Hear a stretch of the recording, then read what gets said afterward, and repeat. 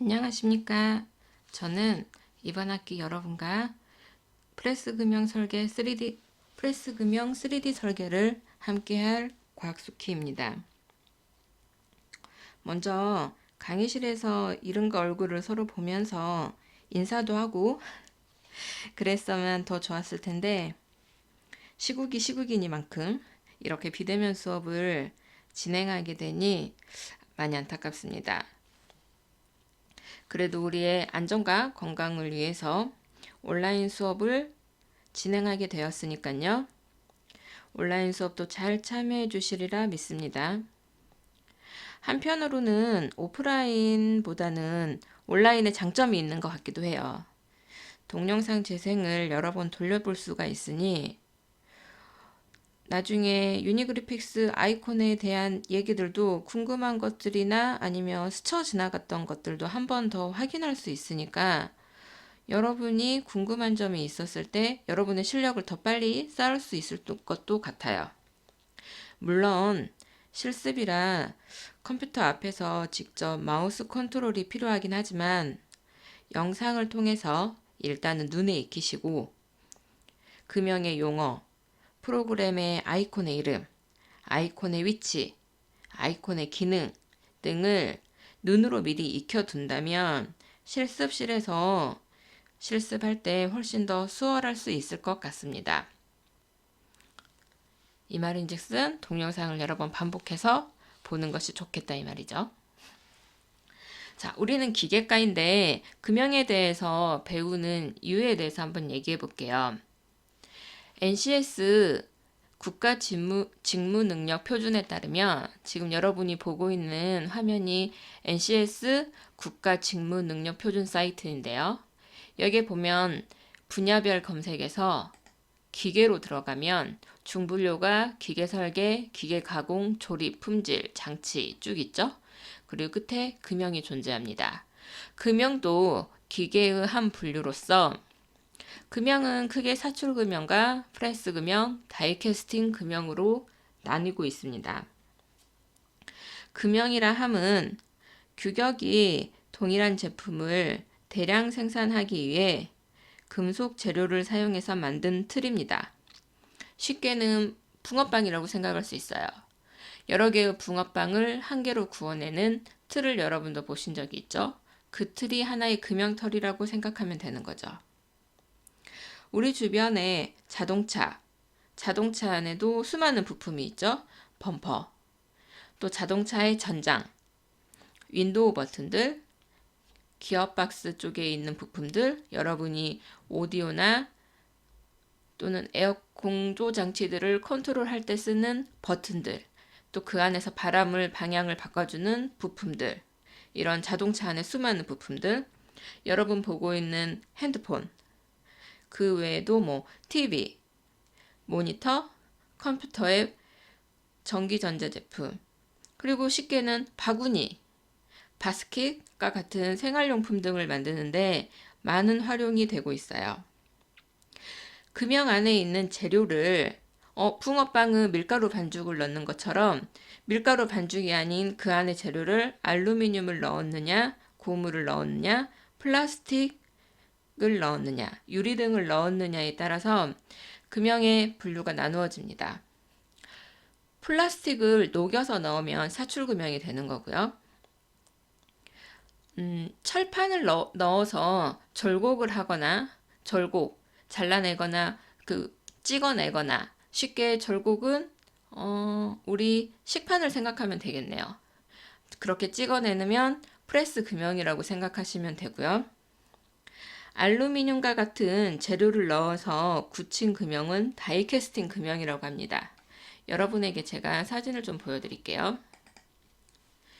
지금 보고 계신 사진은 보는 순간 느낌이 오시는 분들도 있을 거예요. 저거 맞습니다. 피규어를 하고 남은 거예요. 부품이 남더라고요. 가운데 비어있는 것들은 다 잘라가지고 지금 예쁘게 그 기업 디그 로봇가 돼서 저희 집에 한쪽에 서 있고요. 남아있는 부품입니다. 여러분들이 칼에 잘라냈던 니퍼로 열심히 잘라내야 여기 어딘가에 이렇게 부품이 모양을 잡고 있었겠죠? 이렇게 모여있는 이런 수많은 부품들 찍어냈던 이 전체를 성형품이라고 합니다. 이게 사출금형을 통해서 찍어낸 거고요. 다음 그림 보실게요. 자, 다음 그림은 아까 제품에 비해서 훨씬 사이즈도 물론 있고요. 여기 보면 크게 솟아있는 탕구 부분도 있고요. 제품이 흘러 들어오는 부분의 입구, 이 게이트 부분도 훨씬 더 넓죠. 그리고 딱 봐도 이거는 플라스틱이 아니고 만지면 팅팅 쇠소리가 날 것 같은 느낌적인 느낌? 맞습니다. 이거는 알루미늄을 녹여서 만든 다이캐스팅 금형의 일부분입니다. 다이캐스팅 금형과 사출 금형은 비슷한 듯 다른 듯 해요.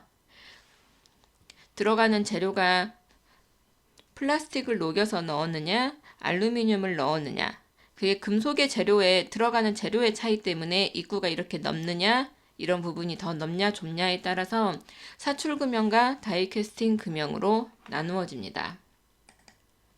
그럼 프레스 금형은 무엇이냐? 프레스 금형은 우리가 아까 잠깐 얘기했지만 식판 보면 밥 놓는 자리, 국 놓는 자리, 반찬들을 놓는 자리들이 다 움푹움푹 패여 있죠. 그리고 맨 끝에 가장자리들은 사람 손이 닿아도 다치지 말라고 이렇게 말려져 있는 것도 아실 거예요. 잡았었던 느낌을 한번 생각해 보게요. 그리고 수십 장을 쌓아놔도 일정하게 다 올라가죠. 그 얘기인 즉슨 어느 한쪽으로 기울지 않고 쭉 위로 올라간다는 얘기는 전부 다 그것들이 동일한 규격으로 만들어졌다는 거죠. 이러한 것들은 프레스로 찍어서 만들어난 우리 생활에 우리 주변에서 쉽게 발견할 수 있는 겁니다. 또 간단히 포크를 생각해 볼게요. 숟가락 포크. 물론 디테일이 약간씩 다르긴 하지만 대부분은 비슷하죠. 숟가락 포크. 아주 많이 있어야 되고요. 사이즈도 비슷하고요. 포크 같은 경우에는 삼지창 모양으로 잘라내야 되죠. 어떤 가운데 철판이 있다고 하면 삼지창 모양의 틀로 철판을 잘라내고 그거를 가지고 가의 부분들이 전부 다 모서리가 없이 에지가 다 죽을 수 있게 처리를 하고 우리가 바로 사용할 수 있게 처리를 하면 그게 우리가 마트에서 사오는 포크가 되는 거예요. 숟가락이 되는 거고 이것도 역시 프레스 금형으로 찍어낸 대표적인 예라고 볼 수 있겠습니다. 이 많은 것들 중에 우리는 이번 1학기 온라인 수업에서는 프레스 금형 3D에 필요한 부품, 들어가는 부품의 기능과 플레이트의 이름에 대해서 설명을 하고 알아보도록 할 건데요.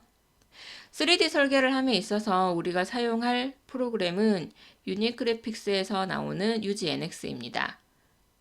UGNX는 여러분들이 접해봤는지 모르겠지만 다른 3D 프로그램들도 있지만 금형 설계를 하는 데 있어서 우리나라에서 가장 보편적으로 많이 사용을 하고 있고 금형 설계를 하기에 적합화된 모듈이 많이 이렇게 개발이 되어 있는 프로그램이에요.